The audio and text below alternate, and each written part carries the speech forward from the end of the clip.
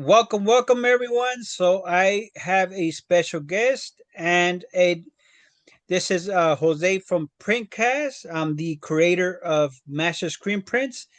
And uh, can you introduce yourself and tell us a little bit about Huntington Park Streetwear?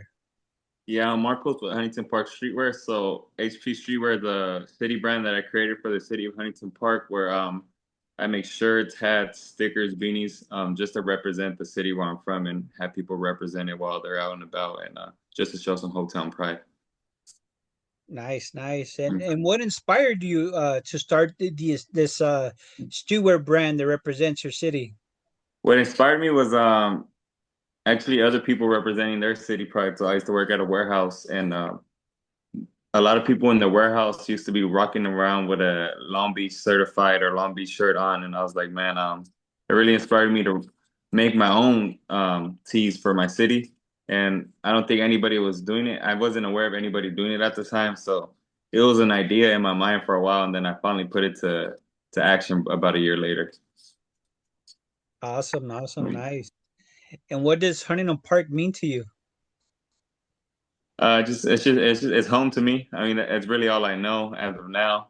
I wasn't born here, but I was raised here since I was about four, about to be 30 now, so I've been here all my life.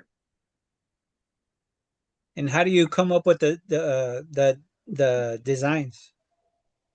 So for design, sometimes I'll see something that inspires me, and then I'll get with one of my designers and have him make it. Or I have a designer who does custom things, so I'll just give him an idea of what I want, and then he'll throw in his own style into it, and then present it to me, and then I'll see if I like it or present some corrections, and then we just go from there.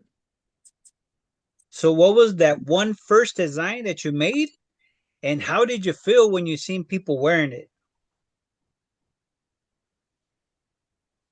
The first design I made, it was I actually got it like produced by like some guy from Texas. I never met him or anything, but I remember the first time I seen somebody wearing my design. I was in Walmart and they were wearing one of my Huntington Park Spartans design, and yeah, it's a good feeling of like, oh man, they're wearing my stuff like that's me.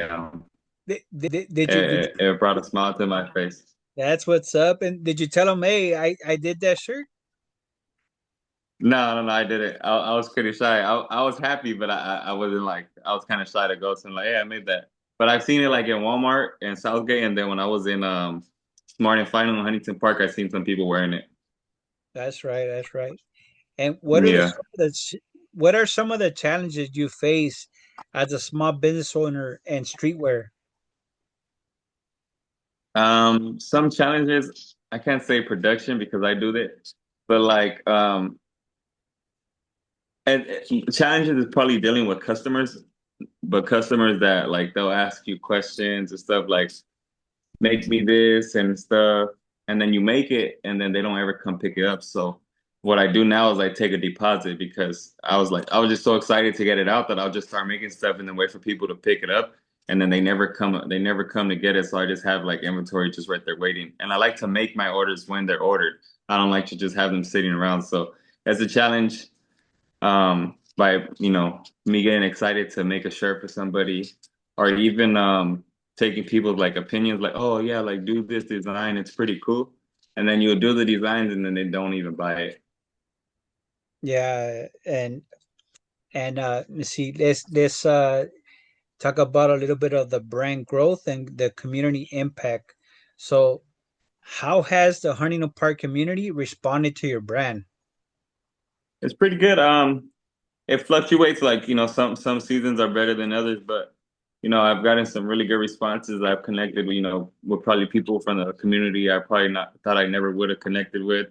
um I've done It's also led me to like do custom work for people part of the city besides the HP brand. So it opens doors for connections, and the city responds pretty good. I did a design to where I did street design, so I targeted like every street in the city. So that basically helped me connect with every part of the city because everybody wants to represent their block where they grew up. So they received that pretty well, and it did pretty good for me. Oh, every street in Huntington Park? Yeah, so I did like the main streets like Gage, Florence, Lawson, Pacific. and then I did the when I did that, people wanted their little streets, like the little blocks, and then so I basically did like almost every little street from the city, and people ordered it, and it did pretty good for me. Oh, nice, nice. Mm. So, where do you see your brand in the next few years? Do you have any big goals? I see. I am honest. I do think targeting just my city puts me in a box. So because I could only sell to people from my city. So I do. I'm not too sure in a few years, but in the near future, I have a plan to target the surrounding cities. Since we're next to Maywood, Val, Cudahy, Southgate, and I did spend a lot of time in those cities growing up. So one of my next plans is to start making designs for the cities surrounding me, and just see where it goes there. All right. And if you could collaborate with any brand or artist, who would it be? Man, I don't really wear anybody's brand because I just really try to wear my stuff. But I do like what Big Brando does, T-shirt side hustle. If I were to collab with them, it would really just be for their knowledge, because they've been in the game for a long time. But I don't really wear anybody's brand. It's not to like because I don't like it. It's just I gotta try to promote my brand every day when I'm out and about. But Brick Brando and T-shirt side hustle and like we collaborated with Reyes. He was one of the influenced me as well. So I think I would collab with them for their knowledge. Right, right. And Mhm. what is your favorite piece that you've ever made and why? Um, well, I do like my new brand, my new piece right here, but see, I don't think I have it on me right now. It's a circle one. It has Huntington Park, California, 1906 in it. It's my favorite piece because it's actually the first design I ever got made, and it still sells consistently to this day.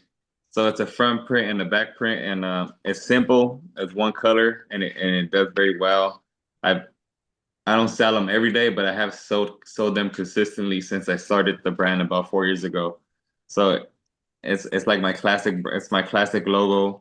It still sells for me to this day, and I remember how I felt when I first put it on and I was representing it. So that one probably means the most to me. So, if someone wanted to start their own streetwear brand, what advice would you give them? To start off with a heat press and maybe get some DTF transfers. I started with a silhouette, but a silhouette it kind of limits you on the colors, so you could get some DTF transfers. I don't know how to design. I didn't know how to design, but I found some designers online, and I got their information. I connected with them. My boy Raw Tunes out of Gardena. So if you don't know how to design, just don't make no excuses and be passionate about it. Like when I started it, I didn't do it because I wanted to make money out of it or anything like that. I just really wanted to represent my city. I had so much city pride growing up, so it's just a passion to do. Like when I get an order and I'm making it, if it's one shirt or whatever it is, I was like, I feel good about it because it's representing the city. So that basically be passionate about it, and you want to start your own brand, all you need really is a heat press, DTF transfers, or any type of transfers that you could get multicolored. If someone wanted to buy Huntington Park streetwear shirts from you, where would they be able to find you?